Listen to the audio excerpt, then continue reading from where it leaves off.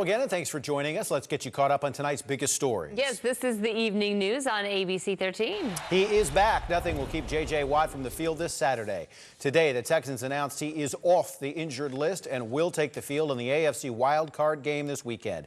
It is a huge boost for the team that already has home field advantage. Watt, as you may remember, had surgery on a torn pectoral muscle back in October. ABC13 is your home for the AFC wildcard game. Coverage begins Saturday right here at noon. A young boy is dead, and it is the first flu-related pediatric death of the season in the city. The Houston Health Department says that boy had a pre-existing health condition and died in November. A specific age for the child not released, only that he was between 6 and 10 years old. The department could not verify if that child had a flu shot for the current season. An act of kindness was nearly ruined by some criminals here in southeast Houston. Yeah, a church truck from North Carolina was headed to McAllen, all filled with donations for immigrants living along the border, but somebody stole that truck before they could get there. ABC 13's Charlie Edsity has more on how the community stepped up to help in a big way. Well, officers with HPD located that stolen trailer and the truck about 3 miles from where it was originally taken. Now, the trip could have just ended here in Houston, but some church members from Clear Lake were not about to let that happen. After driving hundreds of miles from Durham, North Carolina, Luke Smith and his daughters just wanted to take a break. So it took a day and a half to come to Houston.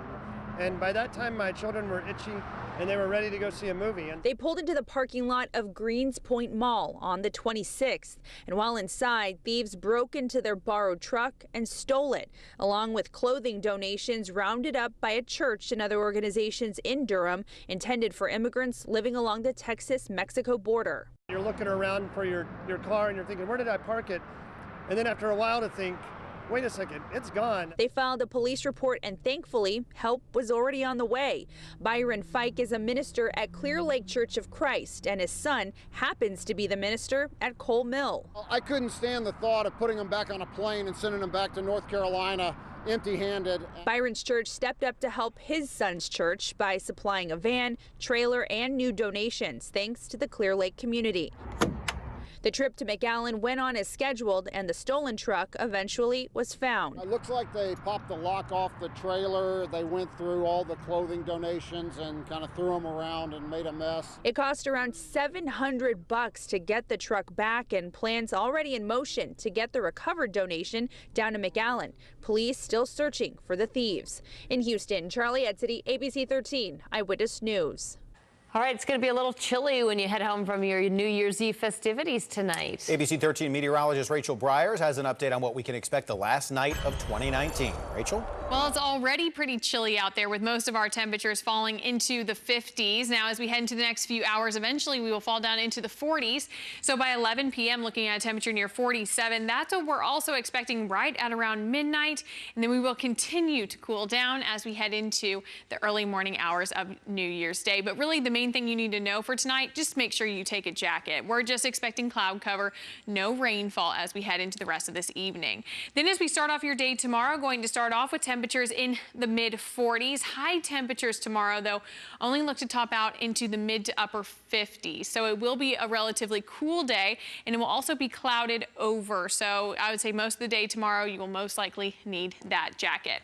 So let's take a closer view of what we can expect tomorrow. There you go, clouded over in the morning, an isolated shower possible, but rain chances really won't start to get going until the afternoon to evening. So by the evening hours, that's when we can start to see a few scattered showers, and then the rain really starts to pump in heading into the early morning hours on Thursday, and then it stays pretty widespread throughout the entire day. So if you're planning on getting out and about on Thursday, make sure you take an umbrella with you. But most of these will just end up being some light to moderate rain showers. A rumble of thunder cannot be ruled out, but most of us just going to be looking at those rain showers. So you can see Wednesday and Thursday, there's your rain chance. We start to see that rain chance taper off heading into Friday, and then as we push into next weekend, it's looking gorgeous with lots of sunshine and slightly warmer temperatures. All right, Rachel, thank you. As the Texans prep for Saturday's wild card match against Buffalo, it's kind of a painful reminder for some about the last time these two cities met on the gridiron in a playoff game. Right, that was 1993. Buffalo would beat then Houston Oilers after Houston blew a 35-3 lead. ABC 13's Nick Notario has more on how former players feel about this weekend. The 1993 comeback was the first questions Texans head coach Bill O'Brien received yesterday. So clearly that game must be on the minds here of players and coaches at NRG. Or is it? We asked former players if a game that took place 27 years ago could possibly be on the minds of players heading into this weekend. It's been nearly 30 years since Houston fans have been able to get redemption for this. In 1993, the Oilers led the Bills 35-3 in the third quarter. What happened next still stings former player Spencer Tillman. I know what we were capable of doing. We were more talented than the 49er teams that I was on when we won the Super Bowl back-to-back. The Oilers went on to blow a 35-3 lead in what is the biggest collapse in NFL history. The Oilers are gone, but the Texans haven't played the Bills in the playoffs. That changes Saturday. Tillman believes the history is on the minds of some of the Texans players. Maybe some of the less mature players will look back and maybe use it as a motivator if you're smart. You say, hey, look, we're going to vanquish this city's history of not being able to come back. Not all former players agree. Jacoby Jones, who played wide receiver for the Texans, says what happened 27 years ago isn't on players' minds. I don't think it'll bother me at all. It's 93, winning 20, about to be 2020, man. Even if the players aren't thinking about it, some Houston fans certainly will be. And why not? It's been nearly 30 years since Houston has had the ability to get revenge on Buffalo. As fans, you have the license and the liberty to do whatever you want to do.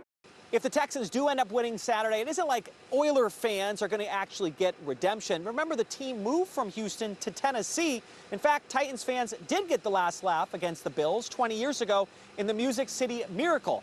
That's when the Titans won on a last-second kickoff return for a touchdown. Outside NRG Stadium, Nick Notario, ABC 13 Eyewitness News. Some good football history there, Nick. Thank you. Well, the Pearland High School Marching Band getting ready for tomorrow's Rose Parade. Pearland ISD tweeting these photos of students spending time at Disneyland before they take on the national stage. You can watch the Rose Parade live here on ABC 13. Live coverage begins at 10 a.m. The Wisconsin Badgers and the Oregon Ducks will battle it out in the annual Rose Bowl game, which airs on our sister network, ESPN. All right, Christmas may be over, but there are still ways to give back this holiday season. Our own Shelley Childers chopped off all of her hair for a good cause, but she isn't alone. She joins us to explain. Well, here it is, my hair that I cut over the weekend, 12 inches in 4 ponytails. It's a dramatic change, but it is for a cause that is close to my heart. I'm donating this hair all for an organization called Hair We Share. I'm about to go inside and cut off 12 inches. After 2 years of growing it out, it was time for a cut. My hair was sectioned into 4 ponytails, measured and chopped.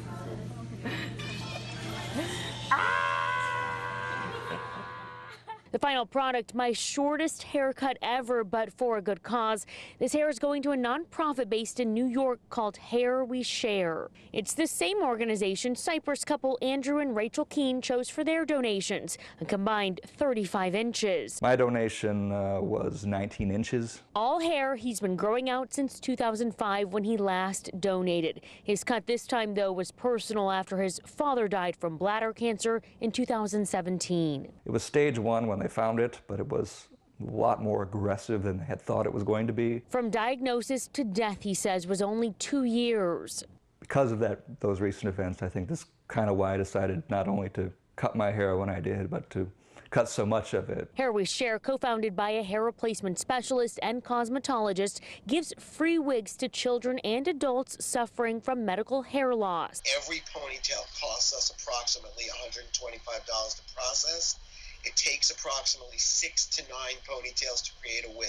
And it's that cost that they ask their donor to cover, keeping the wigs 100% free for clients. With each monetary donation, you can track your hair as it's turned into a wig. The Hair We Share organization has told me that has gone into wig number 279, I believe they said. And that's why the Keenes chose this organization. Kind of want to see what the final product looked like. He's already growing his hair back out, preparing for that next big haircut. Reporting Shelley Childers, ABC 13 Eyewitness News. Great work this holiday season. And that does it for us. Thank you for getting caught up with us on the evening news. Be sure to join us tonight at 10 on ABC 13. Until then, good night and have a safe New Year's Eve.